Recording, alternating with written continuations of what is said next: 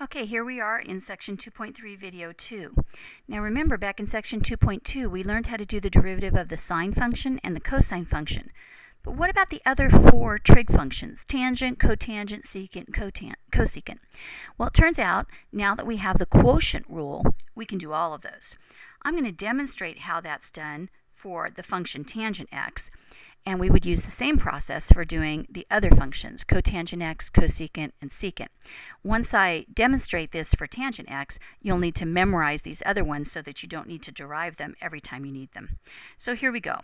Find the derivative formula for f of x equals tangent x. I'm going to write my function as sine x over cosine x because that's the definition of tangent. Now I'm going to think of the top as my u, the bottom as my v, and I'm going to do the quotient rule. If you think you might be able to do this, then pause the video and try it on your own. All right, here's my solution. So f prime of x equals the denominator cosine x times the derivative of the numerator. Well, the derivative of sine x is also cosine x minus the numerator, sine x, times the derivative of the denominator. Well, the derivative of cosine x is negative sine x, and it's over my denominator squared. So the cosine of x, quantity squared. Okay, the top then is cosine squared x, because it was cosine x times cosine x. For the second part, I have a negative times a negative, so that's plus sine squared x, and it's over the cosine of x, quantity squared. But wait a minute, the bells should be going off in your mind now. Look at that numerator. Doesn't that look like one of your trig identities? Cosine squared x plus sine squared x equals 1. That's a Pythagorean identity.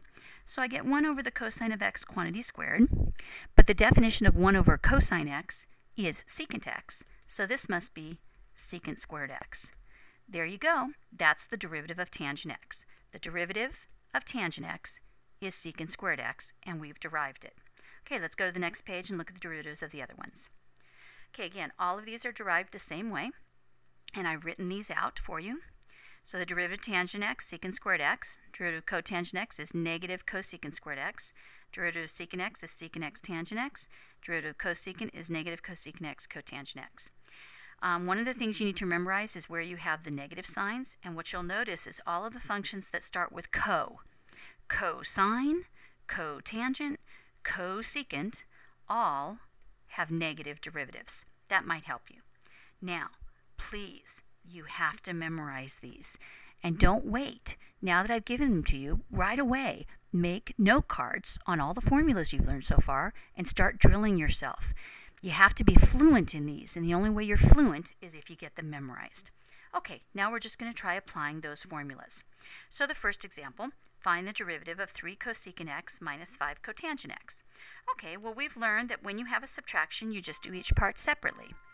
3 cosecant x, 3 is a constant, so we'd have 3. Then the derivative of cosecant x, we just look at the formula right up above, and we get negative cosecant x cotangent x. Okay, minus 5 is a constant. The derivative of cotangent x, look up above, we get negative cosecant squared x.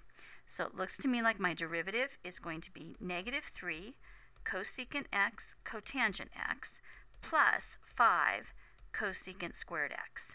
That's a perfectly good answer, or I could factor out the greatest common factor, which is cosecant x. So I could write cosecant x times negative 3 cotangent x plus 5 cosecant x. But you don't have to. Either one of those solutions is fine. Okay, I'm going to try letter B. Well, what I notice on letter B is I have a product. So that means right away I have to use product rule. So think back to product rule. That was in video 1. And let's give it a try.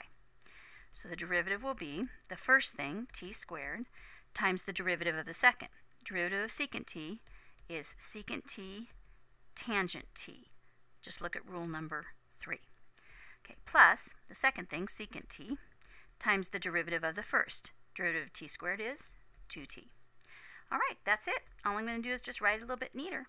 So I have t squared, secant t, tangent t, that's kind of hard to write, isn't it, plus 2t secant t. The only thing I might do more is I might factor out the greatest common factor. Looks like the greatest common factor would be a t times a secant t. Okay, that would leave me in the first case with a t tangent t, and the second case with a 2. Either one of these forms is acceptable. All right? Okay, so that's how we do the derivatives of the trig functions. All right, that's it for video 2. Oh, I'm sorry. No, actually, we're going to keep going. Okay, so the next one is higher order derivatives. Well, it turns out, why stop at one derivative? We can take the derivative of a derivative of a derivative, and we can do that as much as we want. So what's the name of those? Well, they're just called higher order derivatives, and they have notation. So my first derivative is usually called dy dx, or I call it y prime, or I call it f prime of x. My second derivative, it's kind of weird notation. It's d squared y dx squared. That just means second derivative. Or I write y with a double prime, or I write f with a double prime. That simply means to take the derivative of the first derivative. Okay, the third derivative would be written d cubed y over dx cubed, or y triple prime, or f triple prime of x. And I could go on and on and on with that, right? Okay, so for example, find the third derivative of this function right here. Well, all you do is take your subsequent derivatives. So let's do the first one, f prime of x. That's the first derivative. Derivative of 5x to the fourth, 20x cubed. Minus derivative of 3x, 3. Plus derivative of cosine x, negative sine x. Now we take the derivative of that. That would be f double prime of x, the second derivative. Okay, looks like I get 6dx squared. The derivative of minus 3, that's just a constant, so that's 0. Then the derivative of minus sine x would be minus cosine x. All right, now we do our third derivative, so we just do the derivative again. The derivative of 60x squared is 120x. The derivative of cosine x is negative sine x. With that minus becomes positive sine x.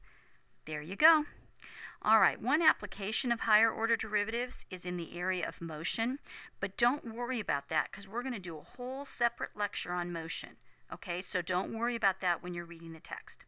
Go ahead and read pages 123 to 125, skip example 10 that has to do with motion, and make sure you follow these last two ideas, derivatives of trig functions and higher order derivatives. Okay, you are ready to start the next homework assignment. Okay, remember please to email me any questions you have, call me, whatever, because by the time I see you on September 13th, I'm hoping you will have assignments 1, 2, and 3 done. Okay? Take care. Bye.